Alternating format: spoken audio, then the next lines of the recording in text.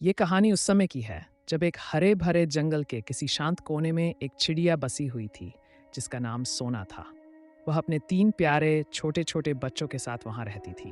उसके सुंदर और आरामदायक घर एक लंबे बरगद के पेड़ की शाखाओं में छिपा हुआ था। वह एक साहसी और समर्पित मां थी। सोना रोज अपने बच्चों को जीवन जीने का पाठ पढ़ाती।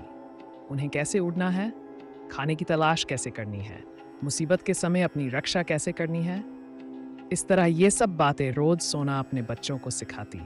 सोना रोज सोते समय उन्हें मीठा और सुरीला गीत गाकर सुनाती थी। उसकी सुरीली धुन बच्चों के दिल को खुशी से भर देती थी। सोना का एक पुराना दोस्त चीकू कौआ था। वह पास के पेड़ पर ही रहता था। वह अक्सर सोना के साथ खाने की तलाश में उसके साथ जाया करता था।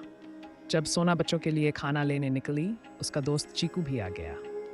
चीकू ने सोना से पूछा, सोना, क्या तुमने उस क्रूर चील के बारे में सुना? कल उसने कबूतर के बच्चों को अपना खाना बना लिया। सभी कबूतर के लिए दुखी है। सारे पक्षी अपने अपने बच्चों को लेकर बहुत डरे हुए हैं। सोना ने बताया, हाँ भाई चीकू, मैंने भी सुना है कि उसने कबूतर के दो बच्चों को खा लिया। अगर वो समय से ना आती तो वो दुष्ट चील उसके तीसरे बच्चे को भी खा जाता।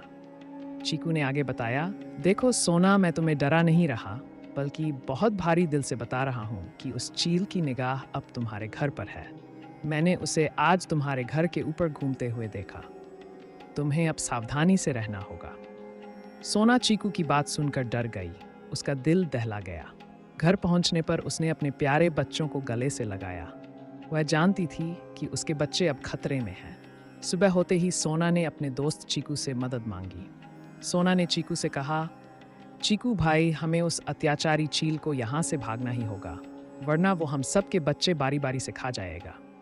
चीकू सोना की बात से सहमत था, लेकिन उसने सोना से पूछा, पर हम उस चील का सामना अकेले कैसे करेंगे?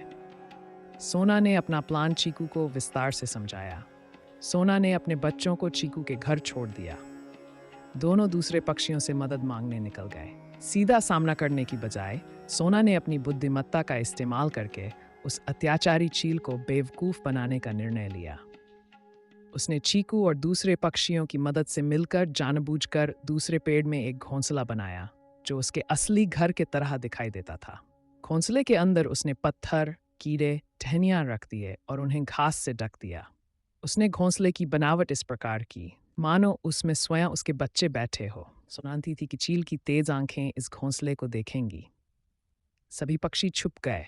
जब सूरज धीरे धीरे ढलने लगा, चील सोना के घर के ऊपर चक्कर काटने लगा। बच्चों को अकेला समझकर वह सोना के घर पर उतार गया।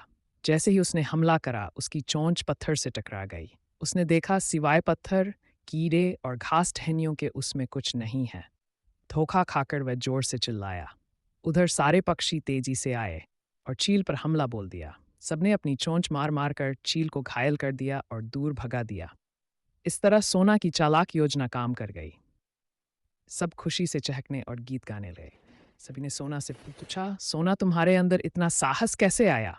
तुमने अपने बच्चों के साथ सबकी जान बचाई। सोना ने कहा, मुझे पता था कि बुद्धिमत्ता, तेज सोच और सबके साथ से बड़ी मुसीबत से निपटा जा सकता है। बस इसी सोच से आज हम सब ने मिलकर एक बड़ी मुसीबत का सामना किया और हम जीत भी गए। इस तरह ये सब के लिए एक यादगार घटना बनकर रह गई। सभी पक्षी अपने बच्चों को कहानी के रूप में इस सच्ची घटना को सुनाते ताकि वे भी अपने बच्चों को निडर और साहसी बना सके।